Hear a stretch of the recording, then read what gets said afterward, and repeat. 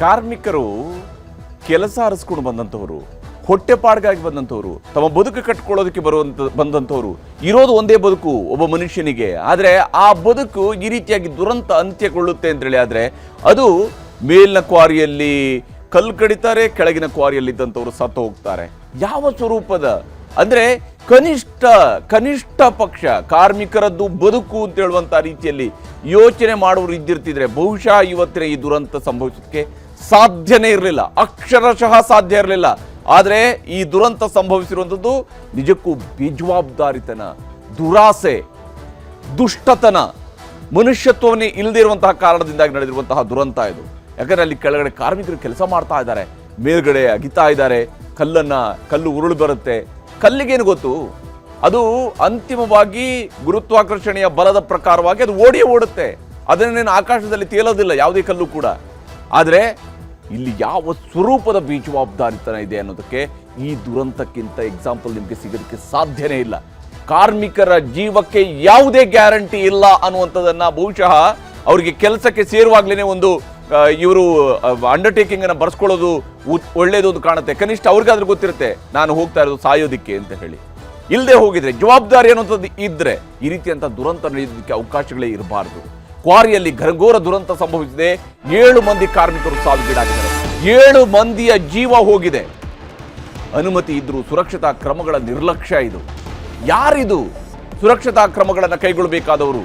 ಹೇಗೆ ಅಲ್ಲಿ ಕಲ್ಲನ್ನ ರಿಮೂವ್ ಮಾಡುವಾಗ, ಕಲ್ಲನ್ನು ತೆಗಿತಾ ಇರುವಾಗ, ಹೊಸ ಕಲ್ಲುಗಳನ್ನು ತೆಗಿತಾ ಇರುವಾಗ ಯಾವ ಸ್ವರೂಪದಲ್ಲಿ ಅದಕ್ಕೊಂದು SOPನೇ ಇಲ್ವಾ? ಅಲ್ಲಿ ಕಾರ್ಮಿಕರ ಸಾವಿನ ಮಧ್ಯೆಯೇ ರಾಜಕೀಯದ ಮೇಲಾಟ ನಡೀತಾ ಇದೆ. ನಾನು ಅವತ್ತು ಪತ್ರ ಬರೆದಿದ್ದೀನಿ, ನಾನು ಈಗ ಪತ್ರ ಬರೆದಿದ್ದೀನಿ ಅಂತ ಹೇಳ್ತಿದ್ದಾರೆ ಒಬ್ರು. ಇನ್ನೊಬ್ರು ಹೇಳ್ತಿದ್ದಾರೆ ಮನಿ ಪವರ್ ಇದೆ ಅಂತ ಹೇಳ್ತಿದ್ದಾರೆ. ಯಾರು ಮನಿ ಪವರು? ನಿಮ್ಮನ್ನೆಲ್ಲರನ್ನು ಕೂಡ ಕೂರ್ತಿರುವಂಥದ್ದು ಕಾನೂನನ್ನು ಮಾಡುವ ಸ್ಥಾನದಲ್ಲಿ, ರಾಜಕೀಯದ ಮೇಲೇಟಕ್ಕಲ್ಲ. ಇಲ್ಲಿ ಕಾನೂನನ್ನು ಮಾಡುವಂತಹ ಸ್ಥಾನದಲ್ಲಿ ಕುಳಿತುಕೊಂಡಿರುವಂತಹ ಜನಪ್ರತಿನಿಧಿಗಳೇ ನಿಮ್ಮ ಹತ್ರವೂ ಕೂಡ ಕೇಳ್ತಾ ಇರುವಂಥದ್ದು, ಈ ಸಾವಿಗೆ ಯಾರು ಹೊಣೆ? ಕಾರ್ಮಿಕರ ಜೀವಕ್ಕೆ ಗ್ಯಾರಂಟಿ ಇಲ್ಲ ಅಂದ್ರೆ ಗ್ಯಾರಂಟಿನೇ ಇಲ್ಲ ಅಂತ ಬರ್ಕೊಡಿ. ಕನಿಷ್ಠ ಪಕ್ಷ ಅವರು ಇಂಥ ಕೆಲಸಗಳಿಗೆ ಬರುವುದಿಲ್ಲ, ಬೇರೆಲ್ಲಾದ್ರೂ ಹೋಗಿ ಕೆಲಸ ಮಾಡ್ತಾರೆ. ಈ ರೀತಿಯಾಗಿ ಕ್ವಾರಿಯಲ್ಲಿ ಆಗಿರುವಂತಹ ಘಟನೆಯನ್ನು ನಾವಿಲ್ಲಿ ಗಮನಿಸಬೇಕು. ನೋಡಿ, ಈ ಕಿಲ್ಲರ್ ಕ್ವಾರಿಯಲ್ಲಿ ಏನೇನು ಆಗಿದೆ ಅನ್ನೋಂಥ ನೋಡ್ತಾ ಹೋಗಬೇಕು. ಈ ಪ್ರತಿಯೊಂದು ಹಂತದಲ್ಲೂ ಕೂಡ ಯಾವ ಸ್ವರೂಪದಲ್ಲಿ ಇಲ್ಲಿ ಬೇಜವಾಬ್ದಾರಿತನವನ್ನ ತೋರಿಸಿದ್ದಾರೆ ಅಂತ ಹೇಳಿದ್ರೆ, ಮೇಲ್ಗಡೆ ಇರುವಂಥದ್ದು ಬಸವೇಶ್ವರ ಕ್ರಷರ್, ಕೆಳಗಡೆ ಇರುವಂಥದ್ದು ಕಾವೇರಿ ಕ್ರಷರ್. ಒಂದು ಕಡೆ ಬಸವೇಶ್ವರ ಕ್ರಷರ್ನವರು ಕಲ್ಲನ್ನು ಕಡಿತಾರೆ, ಕಾವೇರಿ ಕ್ರಷರ್ನಲ್ಲಿ ಕೆಲಸ ಮಾಡ್ತಾ ಇದ್ದಂಥವ್ರು ಸತ್ತು ಹೋಗ್ತಾರೆ. 2 ಕ್ರಷರು, 2 ಮಾಲೀಕರು, 2 ಕ್ವಾರಿ, 2 ಮಾಲೀಕರು. ಕಾರ್ಮಿಕರು ಅವ್ರಿಗೇನು ಮಾಲೀಕರಿಗೆ ಸಿಗುವ ದುಡ್ಡು ಸಿಗೋದಿಲ್ಲ. ಆದರೆ ಪಾಪ ತಮ್ಮ ಜೀವವನ್ನು ಪಣಕ್ಕಿಟ್ಟು ಇಲ್ಲಿ ಕ್ವಾರಿಯಲ್ಲಿ ಕೆಲಸ ಮಾಡ್ತಾ ಇರುವಂತಹ ವ್ಯಕ್ತಿಗಳು 7 ಮಂದಿಯ ಜೀವ ಹೋಗಿದೆ. ಕಣ್ಣು ಮುಚ್ಚಿ ತೆರೆಯೋದ್ರ ಒಳಗಡೆ ಯಮಗಾತ್ರದ ಬಂಡೆ ಬಂದು ಅವರ ಮೈ ಮೇಲೆ ಬಿದ್ದಿದೆ. ಕ್ವಾರಿಯ ಕೆಳಗೂ ಕೆಲಸ ನಡೀತಿದೆ, ಮೇಲೂ ಕೆಲಸ ಮಾಡ್ತಿದೆ. ಕನಿಷ್ಠ ಯೋಚನೆ, ಕನಿಷ್ಠ ಪಕ್ಷ, ಕನಿಷ್ಠ ಜಾಸ್ತಿ ಏನು ಬೇಕಾಗಿಲ್ಲ, ತಲೆಯಲ್ಲಿ ಮಿದುಳು ಅನ್ನುವಂಥದ್ದು ಕೆಲಸ ಮಾಡ್ತಾ ಇದ್ರೆ ಬಹುಶಃ ಇಂತಹ ದುರಂತಗಳನ್ನು ತಪ್ಪಿಸೋದಕ್ಕೆ ಸಾಧ್ಯ ಆಗುತ್ತೆ. ಯಾರಿಗೆ ಮೆದುಳೇ ಕೆಲಸ ಮಾಡೋದಿಲ್ವೋ ಅಂಥವ್ರು ಮಾತ್ರ ಈ ರೀತಿಯಾಗಿ ಕೆಲಸ ಮಾಡೋದಕ್ಕೆ ಸಾಧ್ಯ. ನಿಜಕ್ಕೂ ವ್ಯವಸ್ಥೆ ಹೇಗೆ ಕೋಮಾಗೆ ಹೋಗಿದೆ ಅನ್ನೋದಕ್ಕೆ ಇದೊಂದು ಉದಾಹರಣೆ. ಇದು ವ್ಯವಸ್ಥೆ ಕೋಮಾಗೆ ಹೋಗಿದ್ದಾಗ ಮಾತ್ರ ಇಂಥದ್ದು ನಡೆಯೋದಕ್ಕೆ ಸಾಧ್ಯ. ಸಾಮಾನ್ಯ ಕಾರ್ಮಿಕರು ಈ ರೀತಿಯಾಗಿ ಹುಳು ಸತ್ತ ರೀತಿಯಲ್ಲಿ, ಇರುವೆಗಳು ಸತ್ತ ರೀತಿಯಲ್ಲಿ ಸತ್ತು ಹೋಗೋದಕ್ಕೆ ಸಾಧ್ಯ ಆಗುವಂಥದ್ದು. ನೋಡಿ, ಇಲ್ಲಿ ಕೆಳಗಡೆ ಟ್ರ್ಯಾಕ್ಟರ್ ಹಿಟಾಚಿ ಅದರಲ್ಲಿ ಕೆಲಸ ನಡೀತಾ ಇದೆ, ಅದು ನಜ್ಜುಗುಜ್ಜಾಗಿ ಬಿದ್ದಿದೆ. ಬಂಡೆ ಉರುಳಿಸೋದಕ್ಕೆ ಅಂದರೆ ಹೊರಟು ಮೇಲೆ ಅದು ಕೆಳಗಡೆ ಬೀಳದೆ ಮತ್ತಿನ ಮೇಲೆ ಆಕಾಶದಲ್ಲಿ ತೇಲುತ್ತಾ. ಯಾವ ರೀತಿಯಾಗಿ ಆಗುತ್ತೆ ಇಂತಹ ದುರಂತಗಳು? ಯಾರು ಇದಕ್ಕೆ ಜವಾಬ್ದಾರಿ? ಯಮನಂತೆ ಬಂಡೆ ಜಾರಿ ಬಿದ್ದಿದೆ. ಅದಕ್ಕೇನು ಗೊತ್ತಿದೆ? ಬಂಡೆಗೆ ಗೊತ್ತಿದೆಯಾ ಇಲ್ಲಿ ಪಾಪ ಕಾರ್ಮಿಕರಿದ್ದಾರೆ, ಅವ್ರದ್ದೇನೋ ಬದುಕಿದೆ, ಅವ್ರನ್ನ ಸಾಯಿಸಬಾರ್ದು. ಈ ರೀತಿಯಾಗಿ ಏನಾದರೂ ಬಂಡೆ ಯೋಚನೆ ಮಾಡುತ್ತಾ? ಇಲ್ಲಿ ಆಗಿರುವಂತಹ ದುರಂತವನ್ನು ನಾವು ಗಮನಿಸಬೇಕು. ಟ್ರ್ಯಾಕ್ಟರ್ ಮತ್ತು ಹಿಟಾಚಿ ಸಂಪೂರ್ಣವಾಗಿ ನಜ್ಜುಗುಜ್ಜಾಗಿರುವಂಥ ನಾವು ನೋಡ್ತಾ ಇದ್ವಿ. ಕೆಳಗಡೆ ಕೆಲಸ ಮಾಡ್ತಾ ಇದ್ರು ಅವರೆಲ್ಲರೂ ಕೂಡ. ಅದರಲ್ಲಿ 7 ಮಂದಿ ಸಾವಿಗೀಡಾಗಿದ್ದಾರೆ. 4 ಮಂದಿ ಮಾತ್ರ ಅಲ್ಲಿ ಎಸ್ಕೇಪ್ ಆಗೋದಕ್ಕೆ ಸಾಧ್ಯ ಆಗಿದ್ದು, ಯಾವುದೇ ಗಾಯ ಇಲ್ಲದೆ. ಕೆಲವರಿಗೆ ಗಾಯಗಳಾಗಿದ್ದಾವೆ, ಆಸ್ಪತ್ರೆಯಲ್ಲಿ ಚಿಕಿತ್ಸೆ ಪಡಿತಾ ಇದ್ದಾರೆ. ಹೇಗೆ ಅಲ್ಲಿ ಬಿದ್ದಿರುವಂತಹ ಕಲ್ಲುಗಳ ತುಂಡುಗಳ ಅಡಿಯಲ್ಲಿ ಜನ ಸಿಕ್ಕಿ ನರಳಾಡುವಂತಹ ಪರಿಸ್ಥಿತಿ ನಿರ್ಮಾಣ ಆಗಿದೆ. ಹಿಟಾಚಿಗಳು ಸಿಲುಕಿರುವಂಥದ್ದು, ಹಾಗೆಯೇ ಟ್ರ್ಯಾಕ್ಟರ್ಗಳು ಸಿಲುಕಿರುವಂಥದ್ದು, ಅದರಲ್ಲಿರುವಂತಹ ಕಾರ್ಮಿಕರು ಸಿಲುಕಿರುವಂಥದ್ದು, ಈ ಒಂದು ದುರಂತ ನಡೆದಿರುವಂಥದ್ದು. 7 ಕಾರ್ಮಿಕರು ಇದರಲ್ಲಿ ಅಪ್ಪಚ್ಚಿಯಾಗಿ ಹೋಗಿದ್ದಾರೆ, ಸಾವಿಗೀಡಾಗಿದ್ದಾರೆ. ಬದುಕಿನ ಕನಸು ಕಂಡಂಥವರು ನೋಡಿ, ಪಾಪ ತಿಂಡಿ ಎಲ್ಲ ರೆಡಿ ಮಾಡಿಕೊಂಡು ಬದುಕಬೇಕು ಅಂತೇಳಿ ಬಂದಂಥವ್ರು ಇನ್ನೇನು ಅಲ್ಲಿ ಬೆಳಗ್ಗಿನ ಅವರ ಶಿಫ್ಟ್ ಮುಗಿಸಿ ಅವರು ಹೋಗ್ತಾ ಇದ್ರಂತೆ. ಅದಕ್ಕಿಂತ ಮುಂಚಿತವಾಗಿ ನಡೆದಿರುವಂತಹ ದುರಂತ ಇದು. ಅನ್ನಕ್ಕಾಗಿ ಬಂದರೂ ಈಗ ಅಲ್ಲಿ ತಿನ್ನೋರೇ ಇಲ್ಲ ಅನ್ನುವಂತಹ ರೀತಿಯಲ್ಲಿ ಪರಿಸ್ಥಿತಿ ಆಗಿದೆ. 7 ಮಂದಿಯ ಜೀವ ಸತ್ರೆ, ಯಾರೋ ಸತ್ರು, ಯಾವುದೋ ಕಾರ್ಮಿಕರು ಸತ್ರು. ಪಾಪ ಆ ಕಾರ್ಮಿಕರ ಜೀವಕ್ಕೆ ಯಾವುದೇ ಬೆಲೆನೇ ಇಲ್ಲ ಅನ್ನುವಂಥ ರೀತಿಯಲ್ಲಿ ಅದಕ್ಕಿನ್ನ ಅಷ್ಟೋ ಇಷ್ಟೋ ಪರಿಹಾರವನ್ನು ಕೊಡ್ತಾರೆ, ಬಿಟ್ಟರೆ ಬೇರೆನೇನೂ ಆಗೋದಿಲ್ಲ ಈ ದುರಂತಗಳಲ್ಲಿ. ಮತ್ತು ಈ ಕ್ವಾರಿಗಳ ಮಾಲೀಕರು ಭಾಳ ಐಷಾರಾಮಿಯಾಗಿ ಇರ್ತಾರೆ, ಐಷಾರಾಮಿಯಾಗಿ ಬದುಕ್ತಾರೆ. ಅವರ ಮಕ್ಕಳಿಗೆ, ಅವರ ಮನೆಯವರಿಗೆ ಯಾರಿಗಾದರೂ ಕೂಡ ಒಂದು ಸಣ್ಣ ಗಾಯ ಆದರೆ ಹೇಗಿರ್ಬೋದು, ಆದರೆ ಇಲ್ಲಿ ಹೋಗಿರೋದು ಕಾರ್ಮಿಕರ ಜೀವ. ಬದುಕಿನ ಕನಸು ಹೊತ್ತು ಬಂದಂಥವರು ದುರಂತ ಅಂತ್ಯಕ್ಕೆ ಈಡಾಗಿದ್ದಾರೆ. ಕಿಲ್ಲರ್ ಕ್ವಾರಿಗೆ ಬಂಡೆ ಬೀಳ್ತಾ ಇದ್ದಂತೆ ಭೂಕಂಪದ ಅನುಭವ ಅಲ್ಲಿ ಸೃಷ್ಟಿಯಾಗಿದೆ. ಭೂಕಂಪದ ಅನುಭವ ಸೃಷ್ಟಿಯಾಗಿದೆ ಆ ಪ್ರದೇಶದಲ್ಲಿ. ಅಷ್ಟು ದೊಡ್ಡ ಬಂಡೆ ಅಲ್ಲಿ ಉರುಳು ಬಿದ್ದಿರುವಂಥದ್ದು. ಬೀಳೋದನ್ನು ಕಂಡಂತಹ ಕೆಲವರು ಎಸ್ಕೇಪ್ ಆಗಿದ್ದಾರೆ. ಮೇಲೆ ಉರುಳು ಬೀಳ್ತಾ ಇರೋದನ್ನು ನೋಡ್ತಿದ್ದಂಗೆ ಸ್ವಲ್ಪ ದೂರದಲ್ಲಿದ್ದವರಿಗೆ, ಯಾರಿಗೆ ಟೈಮ್ ಇದೆಯೋ ಅಂಥವ್ರಿಗೆ ಓಡೋದಕ್ಕೆ ಅವಕಾಶ ಸಿಕ್ಕಿದೆ. ಅವರು ಕೂಡ ಏನು ಹೌದು ಅಲ್ಲಿ ಬರ್ತಾ ಇದೆ ಅಂತ ಹೇಳ್ಕೊಂಡು ದೂರದಿಂದ ಓಡಿ ಹೋಗಿರೋಕ್ಕೆ ಸಾಧ್ಯ ಇಲ್ಲ. ಅವರು ಕೂಡ ಆ ಜೀವ ಭಯದಲ್ಲಿ ಆ ಕ್ಷಣಕ್ಕೆ ಅವರು ತಪ್ಪಿಸ್ಕೊಳ್ಳೋದಕ್ಕೆ ಹೋಗಿದ್ದಾರೆ. 7 ಜನ ಸಾವಿಗೀಡಾಗಿದ್ದಾರೆ, 5 ಗಾಯ ಆಗಿದೆ, 4 ಎಸ್ಕೇಪ್ ಆಗಿದ್ದಾರೆ, 5 ಮಂದಿ ಗಾಯಗೊಂಡಿದ್ದಾರೆ, 7 ಮಂದಿ ಸ್ಥಳದಲ್ಲಿ ಮೃತಪಟ್ಟಿದ್ದಾರೆ. ನಿಜಕ್ಕೂ ಅತ್ಯಂತ ಘೋರ ದುರಂತ ಇದು. ಸಂಬಂಧಿಕರ ರೋದನೆ ಮುಗಿಲು ಮುಟ್ಟಿದೆ, ಅವರ ಆಕ್ರಂದನ ಮುಗಿಲು ಮುಟ್ಟಿದೆ. ರೋದಿಸ್ತಾ ಇದ್ದಾರೆ, ಹೆಂಡತಿ ಮಕ್ಕಳು ಗೋಳಾಡ್ತಾ ಇದ್ದಾರೆ. ತಮ್ಮ ಮಕ್ಕಳಿಗೆ ಮದುವೆ ಮಾಡಿಸ್ಬೇಕು ಅನ್ನೋ ಕಾರಣಕ್ಕೆ ನಾವು ಇಲ್ಲಿ ಕೆಲಸ ಮಾಡ್ತಾ ಇದ್ವಿ ಅಂತೇಳಿ ಆ ತಾಯಿ ಹೇಳ್ತಾ ಇರಬೇಕಾದ್ರೆ ಆ ಮನೆ ಯಜಮಾನ ಆತ ಎಷ್ಟು ಕಷ್ಟವನ್ನು ಸಹಿಸಿಕೊಂಡು ಇಲ್ಲಿ ಕೆಲಸವನ್ನು ಮಾಡ್ತಾ ಇದ್ದಿರಬಹುದು. ಜೀವನದ ಎಷ್ಟು ಕನಸುಗಳು ಅವರಲ್ಲಿ ಇರಬಹುದು. ಬಡವರಿಗೆ ಕನಸುಗಳೇ ಇಲ್ಲ ಅಂತೇಳಿ ಅಲ್ಲ, ಶ್ರೀಮಂತರಿಗೆ ಮಾತ್ರ ಕನಸಿರೋದಲ್ಲ, ಬಡವರಿಗೂ ಕೂಡ ಕನಸುಗಳಿರ್ತವೆ. ಆದರೆ ಅವರ ಕನಸುಗಳನ್ನು ಇವತ್ತು ಈ ಕ್ವಾರಿಯಲ್ಲಿ ಕೊಂದು ಹಾಕಲಾಗಿದೆ, ಅಕ್ಷರಶಃ ಕೊಂದು ಹಾಕಲಾಗಿದೆ. ಗಾಯಾಳುಗಳನ್ನು ಆಸ್ಪತ್ರೆಗೆ ಶಿಫ್ಟ್ ಮಾಡಲಾಗಿದೆ. ಇಡೀ ದುರಂತ ಸಂಭವಿಸಿರುವಂಥದ್ದು ಇವತ್ತು ಈ ಒಂದು ಮಾದಾಪಟ್ಟಣದಲ್ಲಿರತಕ್ಕಂತಹ ಈ ಕ್ವಾರಿಯಲ್ಲಿ. ಹಾಗಾದರೆ ಏನಿದು, ಯಾವ ಸ್ವರೂಪದಲ್ಲಿ ಆಗಿರುವಂಥದ್ದು ಅನ್ನೋದ್ರ ಬಗ್ಗೆ ಆ ದುರಂತ ಸಂಭವಿಸಿರುವಂತಹ ಕಾರ್ಮಿಕರ ಪತ್ನಿ ಮಾತನಾಡಿದರೆ ತೋರಿಸ್ತೀನಿ. ಸರ್ ನಾವು ಏನ್ ಮಾಡೋದು, ಹೊಟ್ಟಿ ಪಾಡಿಗೆ ಬಂದೀವಿ ಸರ್. ನಾವು ಇಲ್ಲೇ ನಮ್ಮ ಯಜಮಾನ ದುಡಿತೀವಿ, ನಾವು ತಿನ್ನೋದು ನಾವು ತಿಂತಿದೀವಿ ಸರ್. ಏನ್ ಮಾಡೋದು, ಹೊಲ ಇಲ್ಲ ಸರ್, ಮನೆ ಇಲ್ಲ, ಮಕ್ಕಳದು ಮದುವೆ ಮಾಡಿಲ್ಲ ಸರ್.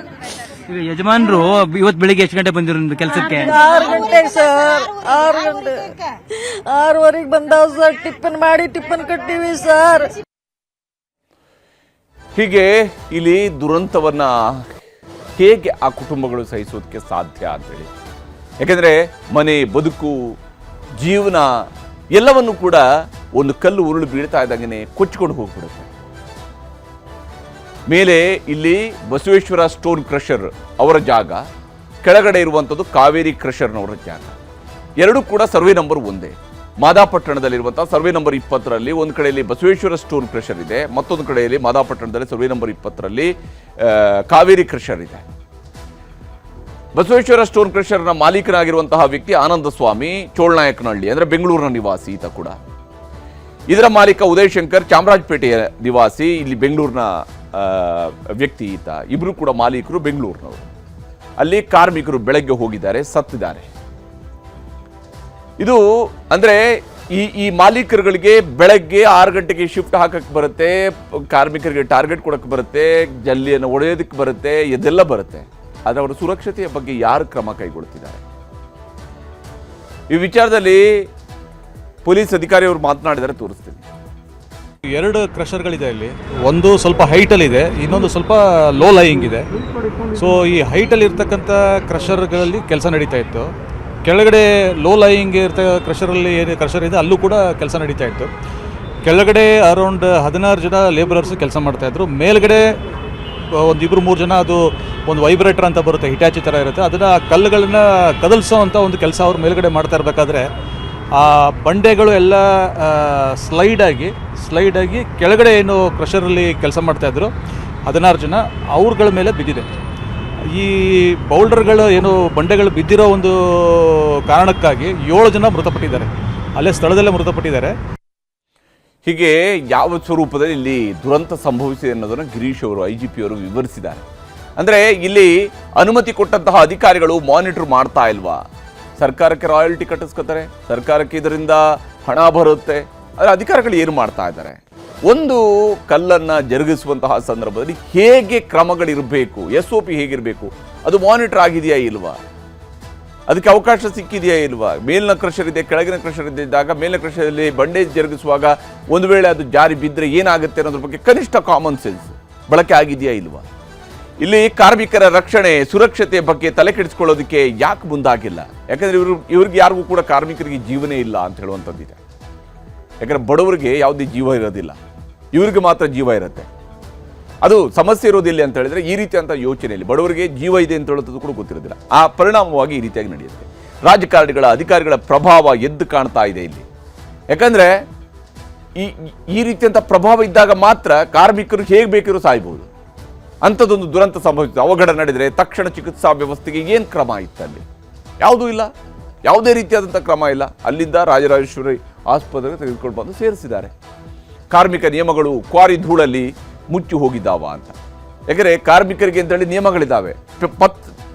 ಏನೋ ಪೇಪರ್ಗಳಲ್ಲಿ ನೋಡಿದರೆ ಕಾರ್ಮಿಕ ನಿಯಮಗಳನ್ನು ನೋಡಿಬಿಟ್ರೆ, ಆ ಪೇಪರ್ಗಳಲ್ಲಿರುವಂತಹ ನಿಯಮಗಳನ್ನು ನೋಡಿಬಿಟ್ರೆ ಕಾರ್ಮಿಕರಷ್ಟು ಸೇಫ್ ಆಗಿರೋಂಥವ್ರು ಬೇರೆ ಯಾರು ಇರೋಕ್ಕೆ ಸಾಧ್ಯನೇ ಇಲ್ಲ.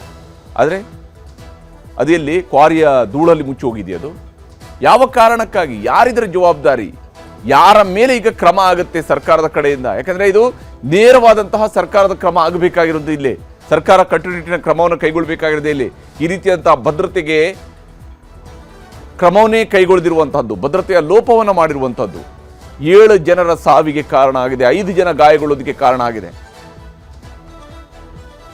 ಈ ಇಡೀ ವ್ಯವಸ್ಥೆಯ ಬಗ್ಗೆ ಅಧಿಕಾರಿಗಳು ಏನು ಹೇಳ್ತಿದೆ ಅನ್ನೋದನ್ನು ತೋರಿಸ್ತೀನಿ. ಅದು ಲೀಗಲ್ ಆಗಿರಲಿ ಏನೇ ಇರಲಿ, ಕೆಲವು ಮೆಜರ್ಮೆಂಟ್ಸ್ ಅನ್ನ ತಗೊಳ್ಳೋವರೆಗೂ ಈ ಮೈನಿಂಗ್ ಇದನ್ನ ನಾವು ಸ್ಥಗಿತ ಮಾಡತಕ್ಕಂಥದಕ್ಕೆ ಮಾನ್ಯ ಸರ್ಕಾರಕ್ಕೆ ನಾವು ವರದಿನ ಕೊಡ್ತೇವೆ.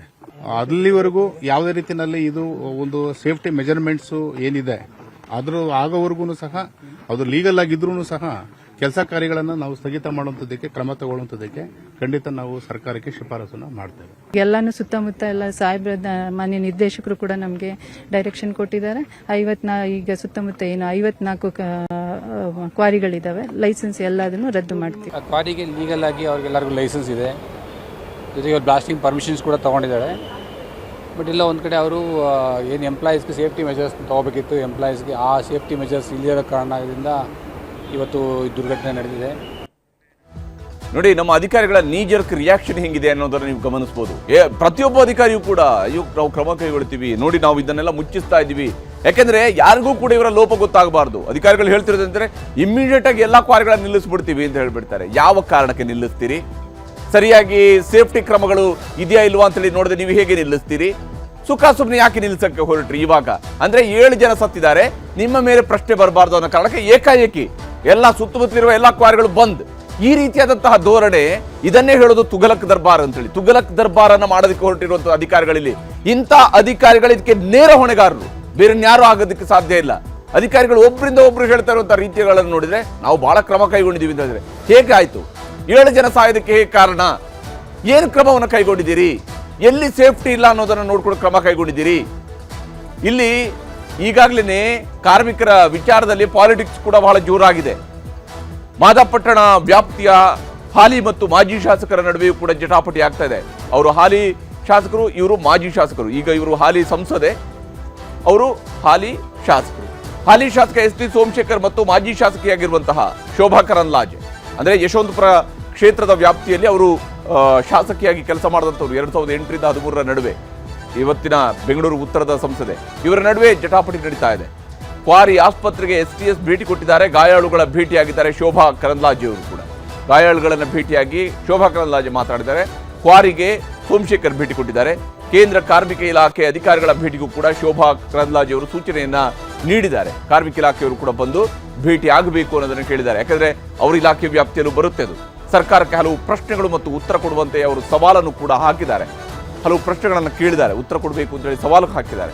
ಅನುಮತಿ ಪಡೆದ ಕ್ವಾರಿಗಳೆಷ್ಟು, ಅಕ್ರಮ ಕ್ವಾರಿಗಳೆಷ್ಟು ಅನ್ನುವಂಥದ್ದನ್ನು ವಿಚಾರಿಸಿದ್ದಾರೆ ಅವರು. ಯಾವ ರೀತಿಯಲ್ಲಿ ಈ ರೀತಿಯಾದಂತಹ ಘಟನೆಗಳು ಸಂಭವಿಸುತ್ತವೆ ಅನ್ನೋದನ್ನ ಪ್ರಶ್ನಿಸಿದ್ದಾರೆ. ಬೆಂಗಳೂರಿನ ಹತ್ತಿರವೇ ಕ್ವಾರಿಗೆ ಅನುಮತಿ ಕೊಟ್ಟಿದ್ಯಾಕೆ ಅನ್ನುವಂಥದ್ದು ಶೋಭಾ ಕರಂದ್ಲಾಜೆ ಅವರು ಎತ್ತಿರುವಂತಹ ಪ್ರಶ್ನೆ. ಹಾಗೆ ಕ್ವಾರಿಗಳ ಸುರಕ್ಷತೆಗೆ ಕ್ರಮಗಳೇನು ಅನ್ನುವಂಥದ್ದನ್ನು ಕೂಡ ಕೇಳ್ತಾ ಇದ್ದಾರೆ. ಈ ವಿಚಾರದಲ್ಲಿ ಪ್ರತಿಯೊಬ್ಬರು ಕೂಡ ಪ್ರಶ್ನಿಸಲೇಬೇಕಾಗಿರುವಂಥದ್ದು ಕ್ವಾರಿಗಳ ಸುರಕ್ಷತೆಯ ಕ್ರಮಗಳು ಏನೇನಿದ್ದಾವೆ, ಒಬ್ಬನೇ ಒಬ್ಬ ಕಾರ್ಮಿಕ ಹೇಗೆ ಸಾಯೋದಕ್ಕೆ ಸಾಧ್ಯ ಆಗುತ್ತೆ, ಕಾರ್ಮಿಕರ ವಸತಿ ಆರೋಗ್ಯದ ಕಾಳಜಿ ಇದೆಯಾ, ಯಾವ ಸ್ವರೂಪದಲ್ಲಿ, ಕ್ವಾರಿ ಧೂಳಿನ ಸಮಸ್ಯೆಗೆ ಏನು ಪರಿಹಾರವನ್ನ ಕೊಟ್ಟಿದ್ದೀರಿ, ಪರಿಹಾರವನ್ನ ಮಾಡ್ತಾ ಇದ್ದೀರಿ, ಪರಿಹಾರದ ಕ್ರಮಗಳೇನು, ಈ ಪ್ರಶ್ನೆಗಳನ್ನ ಶೋಭಾ ಕರಂದ್ಲಾಜೆ ಅವರು ಎತ್ತಿದ್ದಾರೆ. ಈ ವಿಚಾರದಲ್ಲಿ ಶೋಭಾ ಕರಂದ್ಲಾಜೆ ಹಾಗೂ ಎಸ್ ಟಿ ಸೋಮಶೇಖರ್ ಅವರ ಮಾತುಗಳನ್ನು ನಿಮ್ಗೆ ತೋರಿಸ್ತೀನಿ. ಸರ್ಕಾರಕ್ಕೆ ಎಷ್ಟೇ ಬಾರಿ ಮಾತಾಡಿದ್ರು ಕೂಡ ಇದಕ್ಕೆ ಯಾರು ಗಮನವನ್ನು ಕೊಡಲಿಲ್ಲ. ಮೈನ್ಸ್ ಅಧಿಕಾರಿಗಳಿಗೆ ಮಾತಾಡಿದ್ದೀನಿ, ಮೈನ್ಸ್ ಸೆಕ್ರೆಟರಿಗೆ ನಾನು ಮಾತಾಡಿದ್ದೀನಿ, ಲೋಕಲ್ ಅಧಿಕಾರಿಗಳಿಗೆ ಮಾತಾಡಿದ್ವಿ, ಪಂಚಾಯತಿಯಿಂದ ಹಿಡಿದು ಎಲ್ಲರಿಗೂ ಮಾತಾಡಿದ್ದೀವಿ.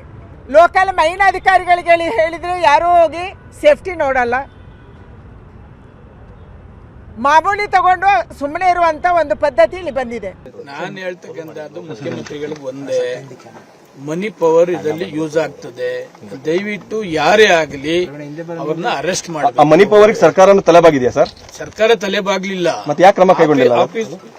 ಕ್ರಮ ತೆಗೆದುಕೊಳ್ಬೇಕು ಅಂತ ಮುಖ್ಯಮಂತ್ರಿಗಳಿಗೆ ಪರ್ಸನಲ್ ಆಗಿ ಭೇಟಿ ಮಾಡಿ ಇಲ್ಲಿ ಬರ್ತಿದ್ದಾನೆ, ವಾಪಸ್ ಹೋಗಿ ಮುಖ್ಯಮಂತ್ರಿಗಳಿಗೆ ರಿಕ್ವೆಸ್ಟ್ ಮಾಡಿದ್ದಾನೆ. ಇದು ಹಿನ್ನೆಲೆ ಎಲ್ಲ ಕೂಡ ಹೇಳಿದ್ದಾನೆ. ಮನಿ ಪವರ್ಸ್ ಇಂದ ಏನಾಗ್ತದೆ, ಈ ಘಟನೆ ಏನಾಗಿದೆ ಅಂತ ಇಟ್ಕೊಳ್ಳಿ, ಸರ್ಕಾರ ಏನ್ ಮಾಡ್ತಾರೆ ತನಿಖೆ ಮಾಡ್ತೀನಿ ಅದ್ ಮಾಡ್ತೀನಿ ಅಂತ ಒಂದ್ 3-4 ದಿವಸಕ್ಕೆ ನಾವು ಪದೇ ಪದೇ ಅಸೆಂಬ್ಲಿಲಿ ಹೇಳ್ಬೋದು, ಮತ್ತೊಂದು ಹೇಳ್ತಾ ಇರ್ಬೋದು, ಅದಾದ್ಮೇಲೆ ಮುಚ್ಚಿಸ್ಬಿಡ್ತೀವಿ.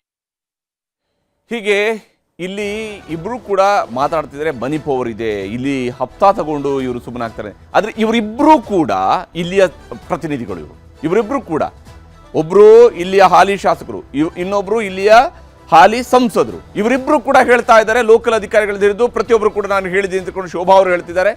ಈ ಕಡೆ MLA ಹೇಳ್ತಿದ್ದಾರೆ ನಾನು ಇಲ್ಲಿ ಹಣದ ಪ್ರಭಾವ ಇದೆ ಅಂತ ಹೇಳ್ತಿದ್ದಾರೆ. ಹಾಗಾದ್ರೆ ನಿಮ್ಮಿಬ್ಬರ ಜವಾಬ್ದಾರಿ ಏನು? ನಿಮ್ಮಿಬ್ಬರ ಜವಾಬ್ದಾರಿ ಕೇವಲ ಪತ್ರ ಬರೆಯೋದು, ಕೇವಲ ಹೇಳೋದು, ಇವಿಷ್ಟಕ್ಕೆ ನೀವು ಸೀಮಿತನಾ? ನಿಮ್ಮ ಜವಾಬ್ದಾರಿ ಏನು? ಯಾಕೆ ತಡೀಲಿಲ್ಲ? ಈಗ ಅಕ್ರಮ, ಸಕ್ರಮ, ಕಾನೂನು ಕ್ರಮ ಇವೆಲ್ಲ ಯಾರ ಕಣ್ಣೊರೆಸೋದಿಕ್ಕೆ? 7 ಜೀವಗಳು ಹೋದ ಮೇಲೆ ಯಾರ ಕಣ್ಣೊರೆಸೋದಿಕ್ಕೆ ಈ ಮಾತುಗಳು? ಈ ವಿಚಾರದಲ್ಲಿ CM DK ಶಿವಕುಮಾರ್ ಹಾಗೂ HD ಕುಮಾರಸ್ವಾಮಿ ಅವರು, ಕೇಂದ್ರ ಸಚಿವರಾಗಿರುವ HD ಕುಮಾರಸ್ವಾಮಿ ಅವರು ಏನು ಹೇಳ್ತೇನೆ ಅಂತ ನಿಮ್ಗೆ ತೋರಿಸ್ತೀನಿ. ಕ್ವಾರಿ ಕೆಲಸ ಮಾಡಬೇಕಾದ್ರೆ ಅದರ ಮಾಲೀಕರುಗಳಿದಾರಲ್ಲ ಅವರಿಗೆ ಬರೀ ದುಡ್ಡು ಮಾಡೋದಷ್ಟೇ ಚಿಂತನೆ. ಯಾವ ರೀತಿ ಮುಂಜಾಗ್ರತೆ ಕ್ರಮ ತೆಗೆದುಕೋಬೇಕು ಅಂತಕ್ಕಂಥದ್ದು ಇಂಥ ಒಂದು ಪ್ರಕರಣದಲ್ಲಿ ನಾವು ಇಲ್ಲಿವರೆಗೆ ನೋಡಲೇ ಇಲ್ಲ. ಆ ಕ್ವಾರಿ ಲೀಗಲ್ಲ ಇಲ್ಲೀಗಲ್ಲ ಅನ್ನೋದು ಕೂಡ ವರದಿ, ಅಫಿಷಿಯಲ್ ವರದಿನ ನಾನು ತರಿಸ್ಕೊಡ್ತೀನಿ. ಆಮೇಲೆ ಅದಕ್ಕೆ ಯಾವ ರೀತಿ ಕ್ರಮ ಕೈಗೊಳಿಸಬೇಕು ಅಂತೇಳಿ ತೀರ್ಮಾನವನ್ನು ಮಾಡ್ತೀನಿ. ಯಾಕೆಂದರೆ ಯಾವುದೇ ಕ್ವಾರಿಗಳು ನಡೆಸಬೇಕಾದ್ರೆ ಅವ್ರದ್ದೇ ಆದಂಥ ಒಂದು ನಿರ್ದಿಷ್ಟವಾದಂಥ ನಿಯಮ ಇರ್ತದೆ. ಆ ನಿಯಮ ಎಲ್ಲರೂ ಕೂಡ ಪಾಲನೆ ಮಾಡ್ತಾ ಇದ್ದಾರಾ ಇಲ್ಲ ಅನ್ನೋದು ಕೂಡ ನಾನು ಗಮನಿಸ್ತೇನೆ. ಈ ರೀತಿಯ ಪ್ರಕರಣಗಳು ಆಗದೆ ಇರತಕ್ಕಂಥದ್ದಕ್ಕೆ ಸರ್ಕಾರದಿಂದಲೂ ಕೆಲವು ಗೈಡ್ ಲೈನ್ಸ್ ಅನ್ನ ಮಾಡೋದಷ್ಟೇ ಅಲ್ಲ, ಇಂತಹ ಒಂದು ಸಂದರ್ಭದಲ್ಲಿ ಈ ಖಾಸಗಿ ಮಾಲೀಕರುಗಳು ಈ ದುಡ್ಡು ಮಾಡ್ಲಿಕ್ಕೋಸ್ಕರಲೇ ದೊಡ್ಡ ಮಟ್ಟದಲ್ಲಿ ದೊಡ್ಡ ಲಾಭನೇ ಇದೆ. ಎಲ್ಲ ಕಡೆ ರಾಜ್ಯದಲ್ಲೇ ಇದು ಒಂದು ರೀತಿ ದುಡ್ಡು ಮಾಡ್ತಕ್ಕಂಥದ್ದಕ್ಕೆ ಈ ಕ್ವಾರಿಗಳದು ಒಂದು ದೊಡ್ಡ ದಂಧೆ ಮಾಡ್ತಕ್ಕಂಥವ್ರು ಇದ್ದಾರೆ. ಅದರಿಂದ ಸರ್ಕಾರ ಇಂಥ ಒಂದು ಪ್ರಕರಣಗಳನ್ನ ಕಠಿಣವಾದಂಥ ರೀತಿಯಲ್ಲಿ ಕ್ರಮ ತೆಗೆದುಕೋಬೇಕು, ಆ ಕುಟುಂಬಗಳಿಗೆ ಹೆಚ್ಚಿನ ಪರಿಹಾರ ಕೊಡಬೇಕು ಅಂತಕ್ಕಂಥದ್ದನ್ನ ನಾನು ಡಿಮ್ಯಾಂಡ್ ಮಾಡ್ತೇನೆ. ಪ್ರೊಸೀಜರ್ ಇದೆ, ಖಂಡಿತ ಯಾರಿಗೇನು ಪರಿಹಾರ ಕೊಡಬೇಕು ಕೊಡೋಣ, ಬಟ್ ಇಂಥ ಘಟನೆಗಳು ಆಗ್ಬಾರ್ದಲ್ಲ, ಅದು ಬಹಳ ಮುಖ್ಯ. ಪರಿಹಾರಕ್ಕಿಂತ ಇಂಥ ಘಟನೆಗಳು ಮುಂದಕ್ಕೆ ಯಾವುದೂ ಆಗ್ಬಾರ್ದು, ಇದು ಬಹಳ ನಾವು ಜಾಗೃತಿ ಕೆಲಸ. ಹೀಗೆ ಮುಂದೆ ಈ ಘಟನೆಗಳು ಆಗಬಾರ್ದು ಅನ್ನೋದನ್ನು ಮುಖ್ಯಮಂತ್ರಿ ಅವರು ಹೇಳಿದ್ದಾರೆ. ಆದರೆ ಆಗಬಾರ್ದು ಅನ್ನುವಂತಹ ಅವರ ಮಾತುಗಳೇನಿದ್ದಾವಲ್ಲ ಅದು ಇಂಪ್ಲಿಮೆಂಟ್ ಆಗಬೇಕು, ಕ್ವಾರಿಗಳವರೆಗೂ ಕೂಡ ಅದು ಇಂಪ್ಲಿಮೆಂಟ್ ಆಗಬೇಕು. ಹಾಗಿದ್ದಾಗ ಮಾತ್ರ ಅಟ್ಲೀಸ್ಟ್ ಮುಂದೆ ಬೇರೆ ಕಾರ್ಮಿಕರ ಜೀವ ಹೋಗದಂತೆ ತಡೆಯೋದಕ್ಕೆ ಸಾಧ್ಯ ಆಗುತ್ತೆ. ಇಲ್ಲದೆ ಹೋದರೆ ಕಾರ್ಮಿಕರ ಜೀವಕ್ಕೆ ಯಾವುದೇ ಗ್ಯಾರಂಟಿ ಇರೋದಕ್ಕೆ ಸಾಧ್ಯವೇ ಇಲ್ಲ. ಎರಡನೇ ಸುದ್ದಿ ಕಡೆಗೆ ಹೋಗೋಣ. ಅಯೋಧ್ಯೆಯಲ್ಲಿ ಬೀದಿಗಿಳಿದ ವಕೀಲರು, ಟ್ರಸ್ಟ್ನ ದೋಷಗಳೆಲ್ಲವೂ ಬಯಲಾಗತ್ತಾ? FIR ಆದರೆ ಯಾರಿಗೆಲ್ಲ ಸಂಕಷ್ಟ? ಇದುವೇ ಚಿತ್ರರಂಗದ ಎರಡನೇ ಸ್ಟೋರಿ, ದೇಣಿಗೆ ದಂಗಲ್.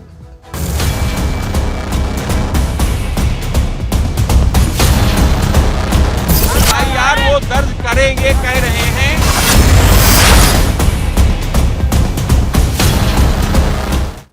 ರಾಮ ಮಂದಿರದ ವಿಚಾರಕ್ಕೆ ಬಂದಾಗ ಬಹಳ ದೊಡ್ಡ ಹುದ್ದೆಯಲ್ಲಿದ್ದಂಥವ್ರು, ಬಹಳ ಗೌರವ ಸ್ಥಾನದಲ್ಲಿದ್ದಂಥವ್ರು, ಅವರ ಮಾತು ಅಯೋಧ್ಯೆಯ ರಾಮ ಮಂದಿರದಲ್ಲಿ ಹೋಗುವಂತಹ ಸಂದರ್ಭಗಳಲ್ಲಿ ಬಹಳ ನಡೀತಾ ಇದ್ದಂತಹ ವ್ಯಕ್ತಿಗಳ ಅವರು ಈಗ ಸಂಕಷ್ಟಕ್ಕೆ ಸಿಲುಕಿದ್ದಾರೆ. ಯಾಕಂದ್ರೆ ಅಯೋಧ್ಯೆ ಟ್ರಸ್ಟ್ನ ಚಂಪತ್ ರಾಯ್ಗೆ ಈಗ ಸಂಕಷ್ಟ ಎದುರಾಗಿದೆ. ಬೀದಿಗಿಳಿದಿದ್ದಾರೆ ವಕೀಲರು.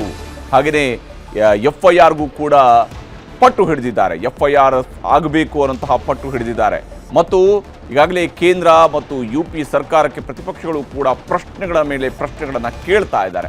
ಈ ಪ್ರಕರಣದಲ್ಲಿ ಈಗಾಗಲೇ ಚಂಪತ್ಗೂ ಸಂಕಷ್ಟ ಎದುರಾಗಿದೆ. ಚಂಪತ್ ರಾಯ್ ಈ ಟ್ರಸ್ಟ್ನಲ್ಲಿ ಪ್ರಧಾನ ಕಾರ್ಯದರ್ಶಿಯಾಗಿ ಕೆಲಸ ಮಾಡುತ್ತಿದ್ದರು. ಬಹಳ ದೊಡ್ಡ ಹುದ್ದೆಯಲ್ಲಿದ್ದಂತಹ ವ್ಯಕ್ತಿ. ಅಯೋಧ್ಯೆ ರಾಮ ಮಂದಿರ ಟ್ರಸ್ಟ್ನ ಚಂಪತ್ ರಾಯ್ಗೆ ಈಗ ಸಂಕಷ್ಟ ಎದುರಾಗಿದೆ. ಕಡೆಗೂ ಕೂಡ ಚಂಪತ್ ರಾಯ್ ವಿರುದ್ಧ ಒಂದು ದೂರು ಸಲ್ಲಿಕೆ ಆಗಿದೆ. SIT ವಿಚಾರಣೆ ಬೆನ್ನಲ್ಲೇ ಇದೀಗ ಕಾನೂನು ಕಂಟಕ ಎದುರಾಗ್ತಾ ಇರುವಂಥದ್ದು.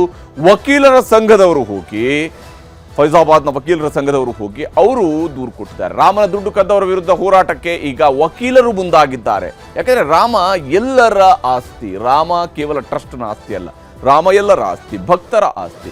ಭಕ್ತರ ಆಸ್ತಿಯಾಗಿರುವಂತಹ ರಾಮನ ಹೆಸರಿನಲ್ಲಿರುವಂತಹ ದುಡ್ಡನ್ನು ಇವರು ಯಾರು ಟ್ರಸ್ಟ್ನಲ್ಲಿ ಕೂಡುತ್ತಂಥವರು ಹೊಡಿತಾರೆ ಅಂತ ಹೇಳಿ ಆದರೆ ಆಗ ಅವರ ವಿರುದ್ಧ ಕಾನೂನು ಕ್ರಮ ಆಗಲೇಬೇಕಾಗತ್ತೆ. ಪಾದಯಾತ್ರೆ ಮೆರವಣಿಗೆ ಮೂಲಕ ಬಂದು ಇವತ್ತು ಪೊಲೀಸರಿಗೆ ದೂರನ್ನು ಸಲ್ಲಿಕೆ ಮಾಡಿದ್ದಾರೆ.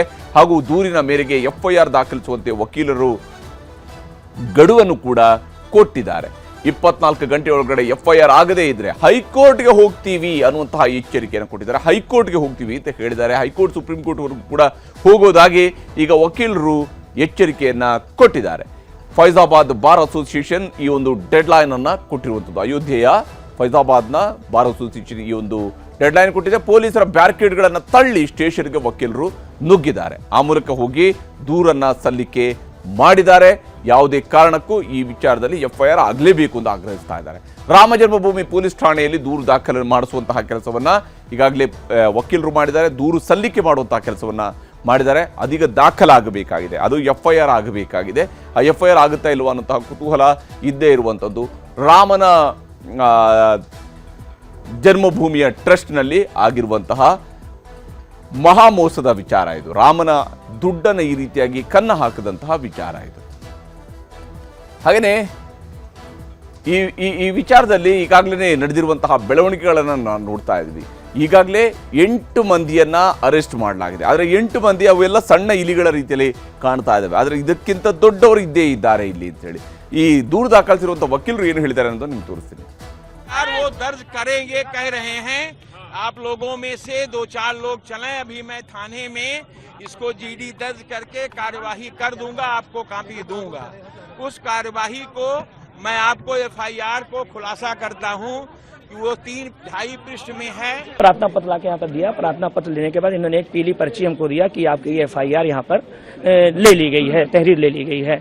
अब तहरीर के आगे उन्होंने बताया कि अपना विधिक राय लेंगे. विधिक राय लेने के बाद ही हम कोई आगे कार्रवाई करेंगे. तो हम लोग भी वेट कर रहे हैं. भाई ठीक है, नहीं होगा तो आगे बहुत से रास्ते हम लोग के पास है. कोर्ट है, हाई कोर्ट है, सुप्रीम कोर्ट है. लेकिन यहाँ तक नौबत नहीं आएगी, FIR दर्ज कर लेंगे.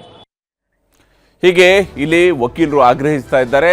ಈ ವಿಚಾರದಲ್ಲಿ FIR ಆಗಲೇಬೇಕು ಅಂತ ಹೇಳಿ. FIR ಆದರೆ ಮಾತ್ರನೇ ನಿಜಕ್ಕೂ ಈ ವ್ಯಕ್ತಿಗಳು ಯಾರ್ಯಾರು ಇದ್ದಾರೆ, ಇದರ ಹಿನ್ನೆಲೆಯಲ್ಲಿರುವಂತಹ ಪ್ರಭಾವಿಗಳು ಯಾರ್ಯಾರಿದ್ದಾರೆ ಅವರ ಮೇಲೂ ಕೂಡ ಸರಿಯಾದಂತಹ ತನಿಖೆ ನಡೆಯೋದಕ್ಕೆ ಸಾಧ್ಯ ಆಗ್ಬೋದು. ಇದಾಗಿತ್ತು ಇವತ್ತಿನ ಚದುರಂಗ. ನಮಸ್ಕಾರ.